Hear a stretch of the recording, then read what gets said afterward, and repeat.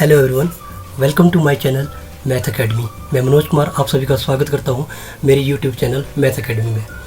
आज जो मैं टॉपिक लेके आपके बीच में आया हूं वो है क्लास 11th का स्टैटिस्टिक्स, और उसमें हम जो टॉपिक डिस्कस करेंगे वो है mean deviation about mean. Mean deviation को डिस्कस करने से पहले फर्स्ट ऑफ ऑल आज हम जो जानेंगे वो सिर्फ मीन के बारे में ही जानेंगे, क्योंकि मीन अपने आप में ही एक बहुत ब्रॉड चीज़ है, बहुत वाइड चीज़ है। पहले हम उसको समझेंगे कि मीन क्या होता है, फिर हम आएंगे मीन डेविएशन पे। उसके लिए मैं सेपरेट एक डेडिकेटेड वीडियो बनाऊंगा मीन डेविएशन पर। ठीक है, फर्स्ट ऑफ ऑल आज की जो वीडियो होगी वो होगी मीन से रिलेटेड, ताकि हमारे पास जो कंसेप्ट है वो एक बार क्लियर हो जाए, तब हम मीन डेविएशन आसानी से फिगर आउट कर सकते हैं।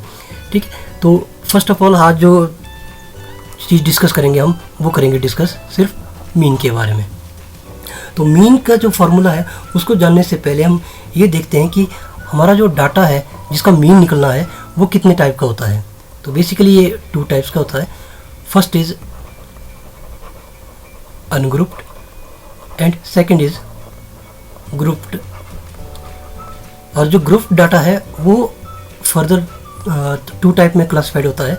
एक होता है डिस्क्रीट और दूसरा होता है कंटिन्यूस।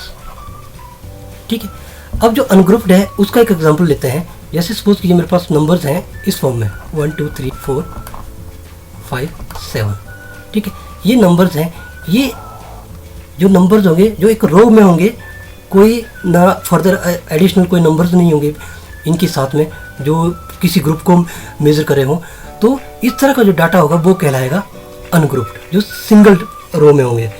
अब जो डिस्क्रीट होता है उसमें हमारे पास जो नंबर्स होते हैं एक्साइज है वो किसी फ्रीक्वेंसी से लिए गए हैं। जैसे सपोज कीजिए मेरे पास 1 है, 2 है, 5 है, 7 है, और एक्साइज के लिए अब मेरे पास 10 15 20 25। इस तरह की जो टेबुलर फॉर्म होगी वो रिप्रेजेंट करेगी डिस्क्रीट डिस्ट्रीब्यूशन को। और जो कंटिन्यूस डिस्ट्रीब्यूशन होगा उसमें हमारे पास क्लास इंटरवल यूज़ होते हैं। जैसे 0 से 10, 10 से 20, 20 से 30, और उसके लिए डिफरेंट फ्रिक्वेंसीज होंगी। जैसे सपोज कीजिए 4 6 8। तो ये वाली जो टेबुलर फॉर्म होगी ये वाली कंटिन्यूस डिस्ट्रीब्यूशन के लिए होगी, और ये वाली जो फॉर्म होगी वो ये डिस्क्रीट वाले के लिए, और ये वाले अनग्रुप्ड डाटा के लिए। इन सब के मीन के लिए भी अपने अपने मेथड हैं। ठीक है, उनको देखते हैं बारी बारी से। तो फर्स्ट ऑफ ऑल अनग्रुप्ड के लिए देखते हैं।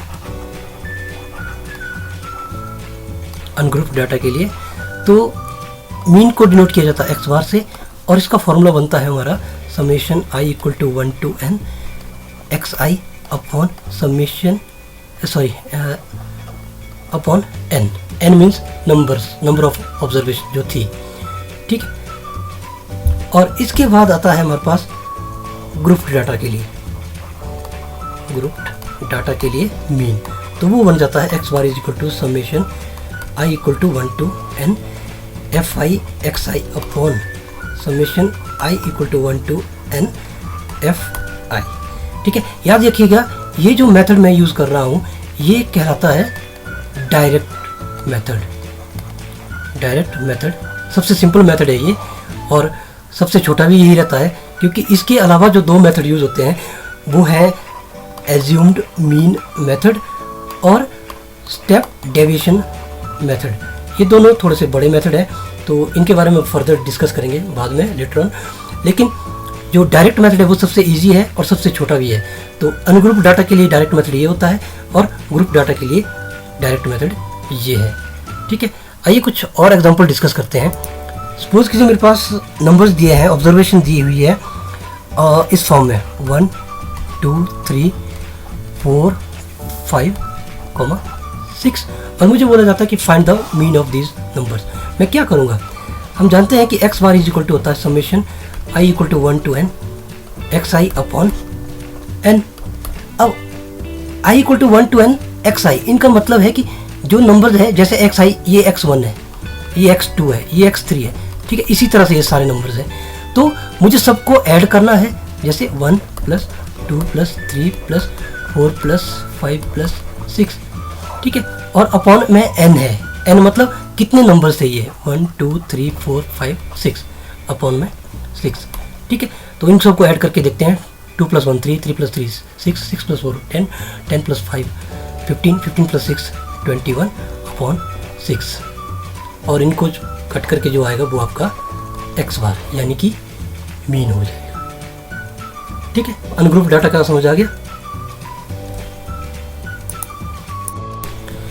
अभी हमने मीन निकाला था फॉर अनग्रुप्ड डाटा, अब हम मीन निकालेंगे फॉर ग्रुप्ड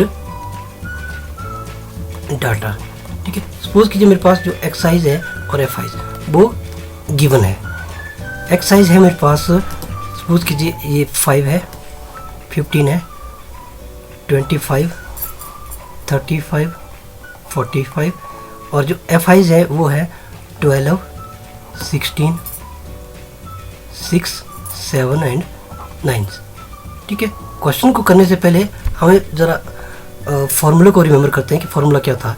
फॉर्मूला था हमारा x bar is equal to summation I equal to 1 to n F I x I upon summation I equal to 1 to n और एफ आई। अब यहाँ ध्यान से देखेंगे हम एफ आई एक्स आई है क्या। एफ आई एक्स आई कुछ नहीं है, ये एफ आई और एक्स आई इनका जो प्रोडक्ट है वही एफ आई एक्स आई है। और जब यहाँ हम जो नेक्स्ट टेबल बनाएंगे उसमें एफ आई और एक्स आई इन दोनों को आपस में मल्टीप्लाई करेंगे और उन सबको आपस में ऐड कर देंगे तो हमारे पास ये ऊपर वाला summation I equal to 1 to n F I x I आ जाएगा। और सिमिलरली जो एफ आई है वो तो हमारे पास ये एफ आई जो दिए हुए हैं इन सबको ऐड करके यहाँ निकलेगा। ठीक है, चलिए पहले सबसे पहले ये summation I equal to 1 to n F i इसको देखते हैं कितना आएगा ये। ठीक है, और इनको जब हम ऐड करते हैं तो ये आएंगे 9 + 7 16, 16 + 6 और 22, 22 + 6 28, 28 + 2 30 0 एंड पावर 3 3 1 + 3 + 1 4 4 + 1 5। तो summation I equal to 1 to n F I आ गया हमारे पास 50। अब हम एफ आई और एक्स आई को एक एक करके मल्टीप्लाई करेंगे। तो सबसे पे ऊपर था हमारे पास ये है 5। ठीक है, 12 × 5 करेंगे सबसे पहले तो ये आ जाएगा 60। इसके बाद 15 × 16 इसको मल्टीप्लाई करेंगे तो ये आएगा 240 एंड 25 × 6 ये आ जाएगा 150। देन 35 × 7 ये आ जाएगा 245 और जो लास्ट वाला आएगा 45 × 9 इनको मल्टीप्लाई करके आएगा 405।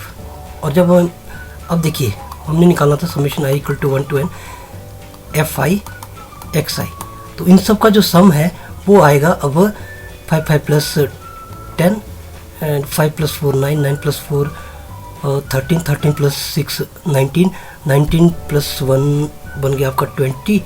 फिर 0 0 तो 2 पावर है तो 2 + 4 6 6 + 2 8 8 + 1 9 9 + 2 10 just a minute 4 2 6 6 7 8 9 and 2 power है तो ये 11। ठीक है, तो अब देखिए यहाँ वो क्या रहा है कि अब हमने मीन फाइंड करना है तो हमारे पास दोनों चीज़ें आ गई है, एफ आई एक्स आई उनका सम भी और एफ आई का सम भी। तो मैं डायरेक्टली पुट करता हूँ एफ आई एक्स आई की जगह 1100 और एफ आई की जगह 50 और इनको जब मैं काट देता हूँ तो ये आ जाएगा मेरे पास 5 2 10 1 5 2 10 यानी कि 22। ये मीन आया इस ग्रुप डाटा का। अब देखिए जो हमारे पास जो कंटिन्यूस डिस्ट्रीब्यूशन होता है उसमें बेसिकली होता कुछ नहीं है। हमारे पास क्लास इंटरवल दिए होंगे और ऐसे इंटरवल दिए होंगे 0 से 10 10 से 20 और इसके अगेंस्ट हमारे पास कुछ फ्रीक्वेंसी दी होंगी जैसे सपोज कीजिए 2 4।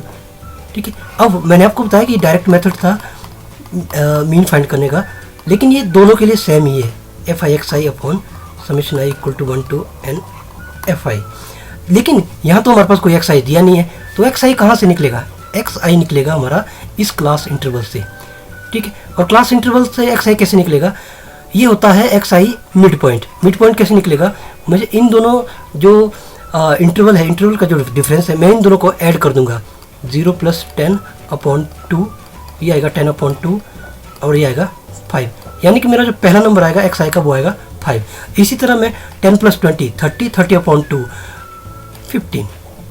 इसी तरह अगर मेरे पास अगला इंटरवल दिया होता 22 30 तो 20 प्लस 30 50, 50 अपॉन 2 25। इस तरह से मेरे पास एक्स आई का अपना एक टेबल बन जाता है और तरीका बिल्कुल सेम रहेगा। फिर से मैं एफ आई और एक्स आई इन दोनों को मल्टीप्लाई करूँगा, यानी कि इस एफ आई और इस एक्स आई को मल्टीप्लाई करके मैं एफ आई एक्स आई निकालूंगा। जैसे 2 इंटू 5 10, 4 इंटू 15 60। सिमिलरली सपोज करिए यहाँ 3 है तो 3 इंटू 25 इज इक्वल टू 75।